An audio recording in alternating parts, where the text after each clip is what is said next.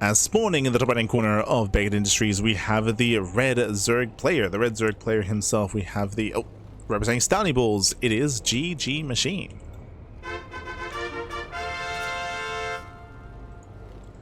And spawning in the bottom side of Beckett Industries, we have the Ukrainian Zerg player, the blue Zerg, representing Hokago T-Team, it is MiniZergUA. And if you're in the chat, you know what time it is Gamba time. Predictions open. Predictions are open. Place your bets on who you think will claim the series. GgMaChine does open up 10 pool. So 10 pool opener out of GgMaChine. Welcome to Beckett Industries. Beckett Industries is a very hyper aggressive map of the map pool. Hyper aggressive, very short rush distance, plus speed zones as well. So aggression is favored. 10 pool makes plenty of sense on Beckett Industries. For those that are maybe... Oh, sorry, my apologies. Sorry, I was locked into the game itself, but oh, there we go. But yes, top right we have GgMaChine, bottom left we have MiniZergUA. Again, it is going to be a 10 pull out of GgMaChine. We're committing here into hyper aggression. Again, welcome to Beckett Industries. For those that are unaware, the map pool for OSC events is an extended map pool. Players, they vote on what maps they want added. They voted on Submarine, Beckett Industries, and Tokamak. They voted on 2 hyper aggressive maps and 1 macro map. Those maps are added. This map was in the map pool back in 2021-ish, 2021, 2022 era of StarCraft, so it's been a couple of years, known for being hyper aggressive. Now, MiniZerg does go for a pool first. True, pool first opener out of MiniZerg, so he's going to be going for a safer build, a safer start.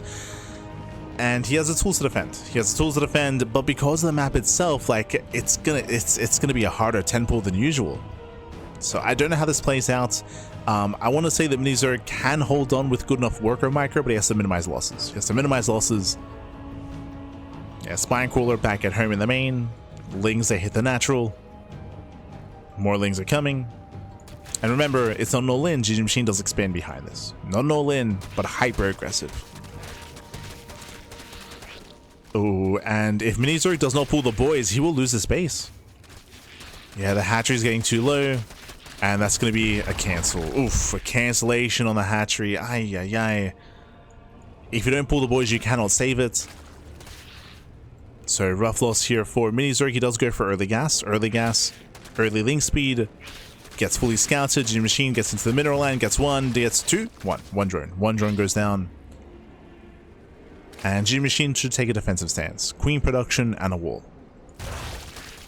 As he just takes the fight. Oh my god, he just takes down all the Lings. No queen. Yeah, no queen to defend. Lings go down. Delayed gas income, so delayed Ling speed.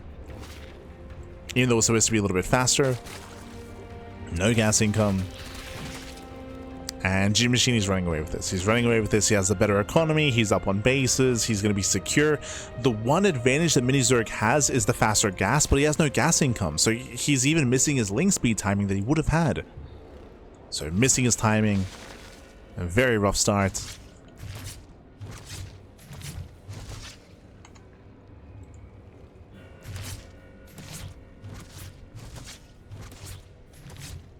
Oh, we're even catching the oval. Oh god. MiniZerg having a very, very shaky start, losing the overlord, getting supply blocked. Lings, they do waddle in, they run into another queen. Oof. 2 Lings left. Down to 2 Zerglings. Down to 1. And a 0. Now, link speed has begun, and you can see we're still mining gas. This tells us that most likely Bane Bust, right? A Bane Bust would make the most sense here for MiniZerg. It looks like he's setting up for an all-in. It makes sense because there's no way to macro. You cannot macro out of this. You cannot drone from this kind of position. So it's going for the all-in. Meanwhile, GgMaChine should just wall off. We just need to wall off. The Evo chamber gets thrown down. We should be seeing a Roach Warren and a full wall at this point. We're working on it. There's that Baneliness. Again, a Bane Bust out of MiniZerg. He's going for the bust. Ooh, so GgMaChine, he's going to delay his wall by going for the faster lair. So this is a little bit risky. Lair is on the way. The natural is open. It's currently wide open. There's that Roach Warren. We still need to wall this off. And, god, that flood is so late. Look how late Ling speed is. Oh god. So GgMaChine, he's going to get away with it. Yep. Faster lair, delayed wall.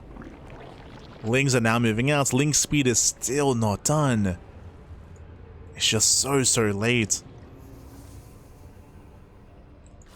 Despite that, we'll see if this still works. Remember, there's only 2 queens. Only 2 queens to defend. You can see how GgMaChine is droning, by the way. He's still droning. Lings, they move in. And MiniZerg, can he pull this off? Another wall. Yeah, another Evo chamber. Roach production has now begun. Again, this is so greedy from GgMaChine. I mean, if it works, it works. Throws down the secondary wall. Banelings have arrived. Breaks down the first wall. Banelings, they break down the second. Ooh, massive connections. Oh no, the boys! The boys, they get pulled into Banelings. Banelings, they're trying to get in here. One of them comes in from behind. Roaches are out, and the drones, they should fall. Oh, the splits! Yeah, it does pull away. Drones, that's going to be 11 drone kills. That's a lot of economic damage, but roaches are amassing. And GgMaChine, he's holding. Wow, he's holding on. The roaches have arrived. It was such a greedy defense here from GgMaChine.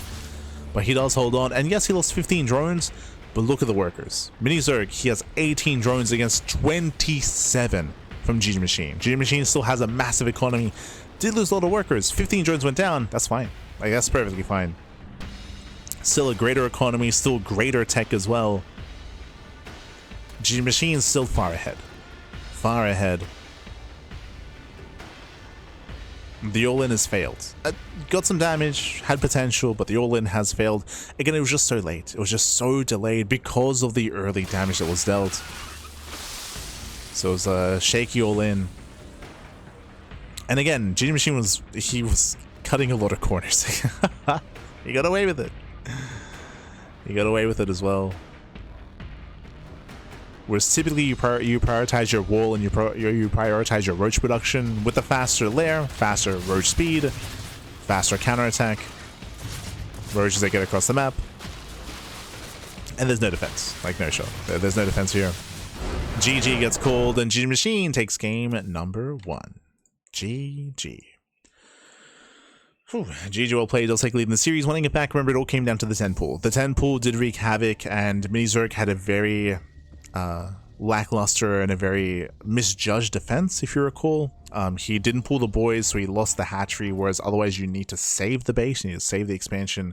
So he lost the base, fell behind, lost all the lings as well, lost a couple of drones. But now we're getting into game number 2. And spawning in the top right hand corner of Washouts, we have the red Zerg player leading the series 1-0. Representing Stanley Bulls, it is GgMaChine.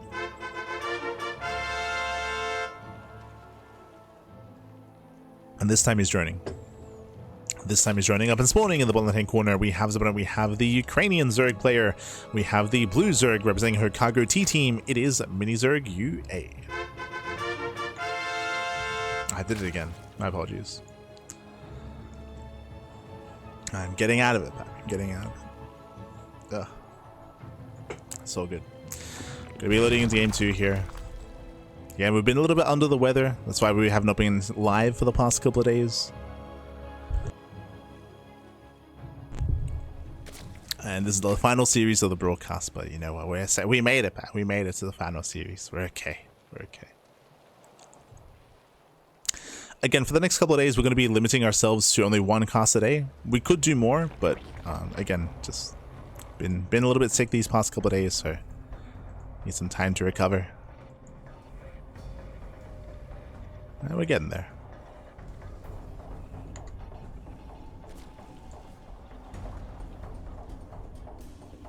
So here we go. For now, pull first. Pull first out of MiniZerg, pull first out of GgMaChine. This would quote-unquote hard counter a 10 pull, or at least counter a 10 pull. Yo, we're juicing up. Taking our expansions.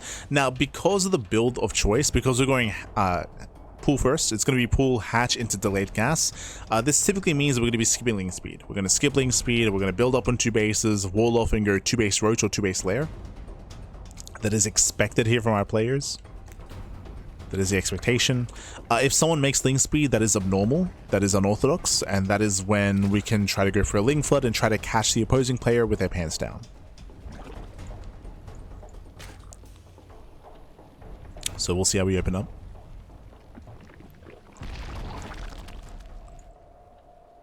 Otherwise, this should just be 2-base play. Should be.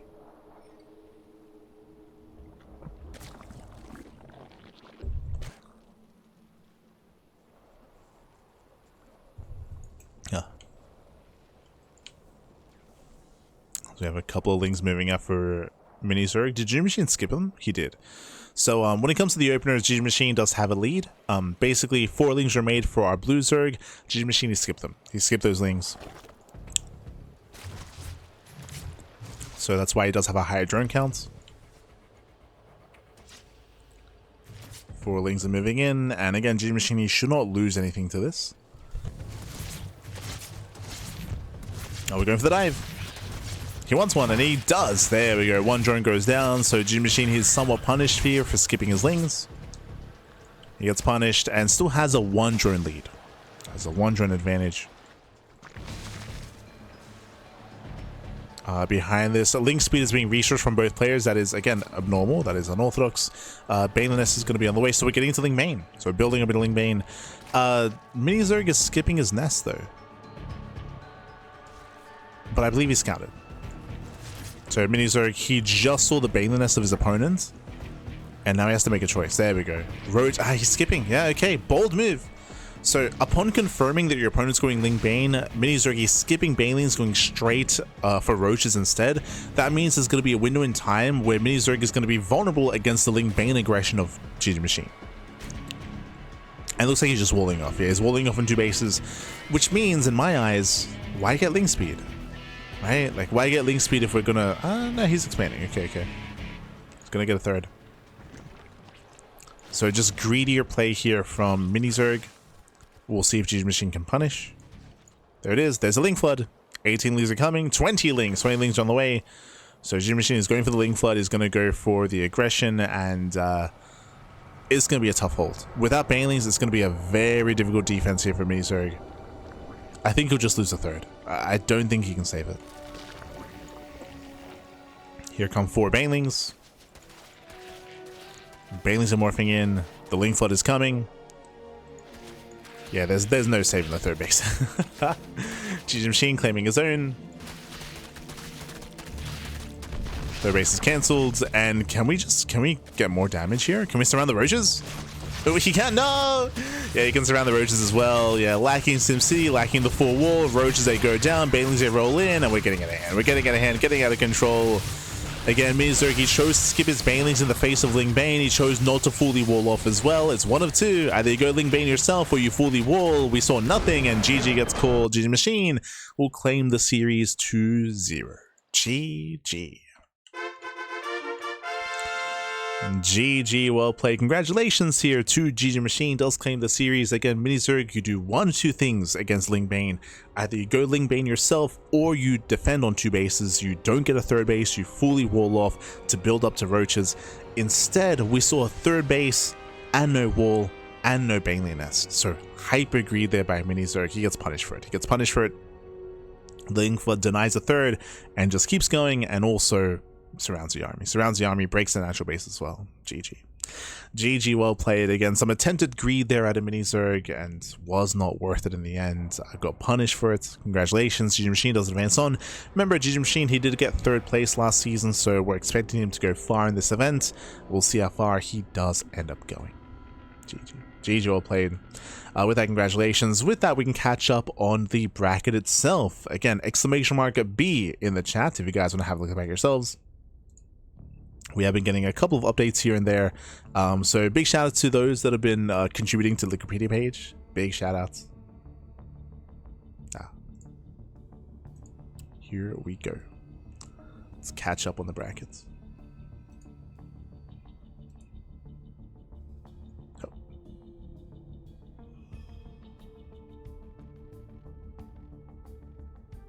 Man, beautiful. Okay, so when it comes to the bracket itself, we have some updates here, but that looks like they're not complete. We had Shameless. Shameless, he got knocked out last week by Moja. Big upset. Moja, he went up against Sebestus earlier in the broadcast, if you recall. In the end, Moja did win the series, so Moja, he's actually here in the upper bracket semifinals. Meanwhile, we did see the Art match earlier in the broadcast. I believe it was Art versus Shino, and Art did defeat Shino, so we have Art versus Fiant. So we have Art versus Fiant here in the upper bracket quarterfinals. That's going to be next week. We have Moja waiting for the winner of that series. Meanwhile, we just wrapped up this series here. GgMaChine, he takes out MiniZergUA 2-0. So MiniZerg, he's up. Sorry, GgMaChine is up here in the next round, waiting for the winner of Jumi and of, I believe it was it Ledlix? No, UD Soldier. So yeah, so UD Soldier took down the Ledlix, and we do have UD Soldier versus Jumi in that next round. So a PvP here between UD Soldier and Jumi. We have GgMaChine waiting for the winner of that series. We have Moja waiting for the winner of Fiant and Art. Now, if you remember, last season Art got second place and GgMaChine got third place. Shameless came first. Shameless is already down in the lower brackets, so big upset already. When it comes to the players that are up here, I still lean towards Art. Like, Art is a heavy hitter. He's been looking very strong as of late. Moja can be a very tricky opponent. He can be very aggressive, so we could see Moja threaten Art. We could see Fiant threaten Art. I know Fiant has been improving recently, especially with the new patch. Fiant has been looking better, so we'll see if Art can make another finals run, or if he gets stopped by Fiant or Moja. We'll see. Likewise, we're expecting GgMaChine to make it through. Regardless of whether it's going to be UD Soldier or Jumi, GgMaChine is favored to make it to the finals at least, and we'll see if he can be stopped. We'll see if we can deny Art versus GgMaChine in the upper bracket. And remember, all the players that lost here tonight, they've been knocked down to the lower bracket. They're still in the tournament. There's still, of course, a chance for them to redeem themselves and to recover and to keep their tournament run going. So best of luck to all the players. Again, this event typically takes around 6 months. No, sorry, what am I saying? I'm meant to say around 6 weeks. Around 6 to 8 weeks is usually what this takes. And this is week 2. Week 2 just wrapped up. We'll be getting into week 3 next week, of course. We'll be getting there. But otherwise, thanks so much for watching. Thanks so much for tuning in.